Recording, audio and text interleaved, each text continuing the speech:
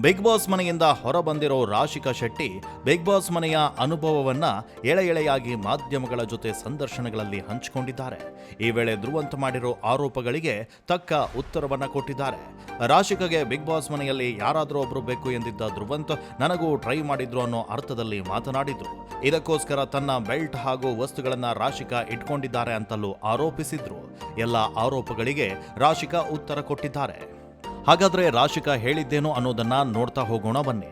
Big boss ಮನೆಗೆ ಹೋದ ಒಂದು ವಾರದಲ್ಲಿ ನಾನು ಧ್ರುವಂತ್ ಅವರಿಗೆ ನೀವು ತುಂಬಾ ಸ್ವೀಟ್ ಆಗಿ ಕಾಣ್ತೀರಾ ಅಂತ ಹೇಳಿದ್ದೆ. ಆಗ ಅವರು ಮಲ್ಲಮ್ಮ ಜೊತೆ ತುಂಬಾ ಕನೆಕ್ಟ್ ಆಗಿದ್ರು. ಮಲ್ಲಮ್ಮ ಜೊತೆಗಿನ ಬಾಂಡಿಂಗ್ ನೋಡಿ ನನಗೆ ಹಾಗನಿಸ್ತು. ಕೋಪ ಬಂದಾಗ ಮಾತ್ರ ಕಿರ್ಚಾಡ್ತಾರೆ ಅನ್ಕೊಂಡಿದ್ದೆ. ಅಲ್ಲಿಂದ ಧ್ರುವಂತ್ ಹಾಗೂ ನನ್ನ ಮಧ್ಯ ಭಿನ್ನಾಭಿಪ್ರಾಯ ಶುರುವಾಗಿದ್ದು. ನಾನು ಏನೇ ಮಾತನಾಡಿದ್ರೂ ಅವರಿಗೆ ರೂಢಾಗಿ ಕಾಣ್ತಾ ಇತ್ತು.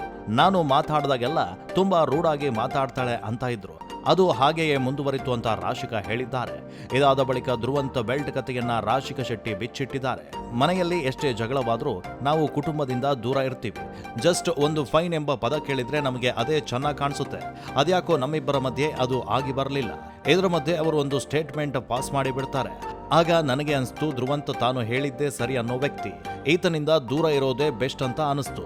ಈ ನಡುವೆ ಧ್ರುವಂತ್ ಮತ್ತೊಂದು ಸ್ಟೇಟ್ಮೆಂಟ್ ಅನ್ನ ಪಾಸ್ ಮಾಡಿದ್ರು. ಆಗಾಗ ಟ್ರ್ಯಾಕ್ ಚೇಂಜ್ ಆಗುತ್ತೆ ಅಂತ ಹೇಳ್ಬಿಟ್ರು. ಅಭಿ ನನಗೆ ಮೊದಲಿಂದಲೂ ಗೊತ್ತಿತ್ತು, ಆದ್ರೆ ಆರಂಭದಲ್ಲಿ ಮಾತನಾಡಲು ಸಾಧ್ಯವಾಗ್ಲಿಲ್ಲ. ಅಭಿ ನನಗೆ ಸೀರಿಯಲ್ ನಲ್ಲಿ ಗೊತ್ತಿರೋ ವ್ಯಕ್ತಿ. ಕೊನೆಗೆ ನನಗೂ ಟ್ರೈ ಮಾಡಿದ್ರು ರಾಶಿಕಾ ಅಂತ ಧ್ರುವಂತ್ ಹೇಳಿದ್ರು. ನಾನು ಧ್ರುವಂತ್ ಅವರನ್ನ ಆ ದೃಷ್ಟಿಯಿಂದ ನೋಡಿಯೇ ಇಲ್ಲ.